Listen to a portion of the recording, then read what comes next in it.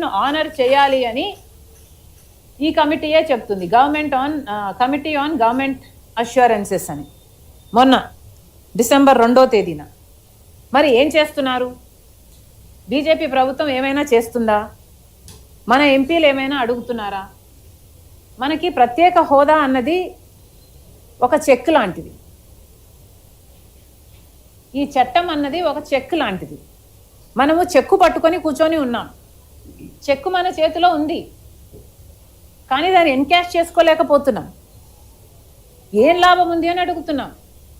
మాకు ఒక చట్టం చేశారు, ఇన్ని హక్కులు మాకు ఇచ్చారు, ఇన్ని హామీలు మాకు ఇచ్చారు. ఈ హామీలు, ఈ అష్యూరెన్స్లు అన్నీ మా హక్కు అయినప్పుడు, మా బిడ్డల హక్కు అయినప్పుడు దీన్ని ఎన్కాష్ చేసుకోలేకపోతే, దీనికి ఒక రూపం దాల్చకపోతే ఇవన్నీ ఇచ్చి ఏం లాభం? కడప స్టీల్ ఫ్యాక్టరీ అన్నారు, అదొక శంకుస్థాపనల ఫ్యాక్టరీగా మిగిలిపోయింది. ఇప్పటికీ 2 ముఖ్యమంత్రులు 4 సార్లు శంకుస్థాపనలు చేశారు. నిజానికి సెయిల్ ద్వారా కడపలో ఒక స్టీల్ ఫ్యాక్టరీ నిర్మించాలి అన్నది విభజన చట్టంలో ఉన్న ఒక హామీ. అంటే పబ్లిక్ సెక్టర్ యూనిట్గా కడపలో ఒక స్టీల్ ఫ్యాక్టరీ ఉండాలి అన్నది విభజన హామీ. పబ్లిక్ సెక్టర్ యూనిట్ అండి.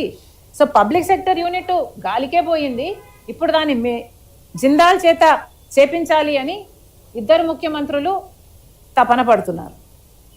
పబ్లిక్ సెక్టర్ యూనిట్గా ఉండాల్సిన ఒక పెద్ద ప్రాజెక్టు, ఒక స్టీల్ ఫ్యాక్టరీని మీరు ఒక ప్రైవేట్ సెక్టర్గా తయారు చేస్తుంటే ఇది అన్యాయం కాదా?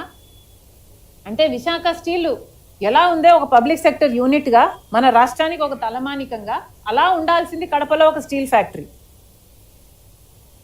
దాన్ని మీరు భ్రష్టు పట్టించడం లేదా? దుగ్గరాజపట్నం పోర్టు 8,000 కోట్ల రూపాయలతో కేంద్రమే నిర్మించాలి అన్నది విభజన హామీ.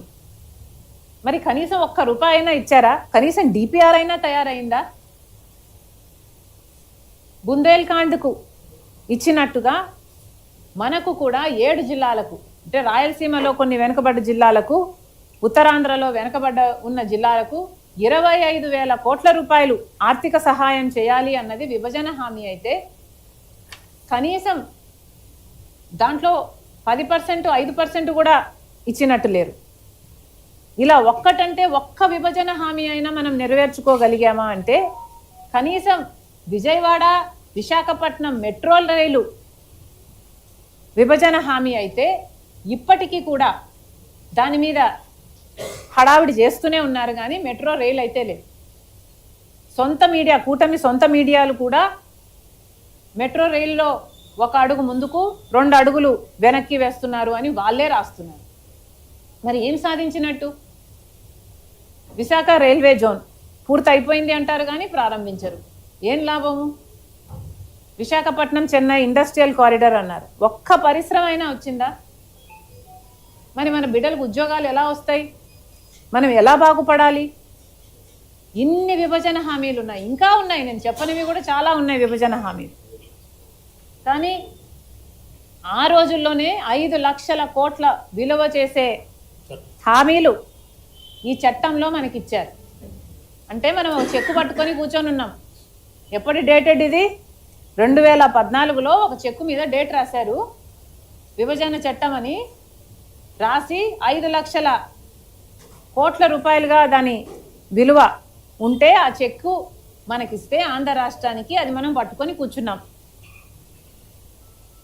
ఇంతవరకు ఎన్కాష్ అవ్వలేదు. కనీసం 10% అయినా విభజన హామీలలో మనకు అమలు అయిందా అంటే ఇంతవరకు 10% కూడా అవ్వలేదు. మరి మన ఎంపీలు ఎందుకు? గుడ్డి గుర్రాలకు పళ్ళు దొమ్మడానికా? గాడిదలు గాయడానికా?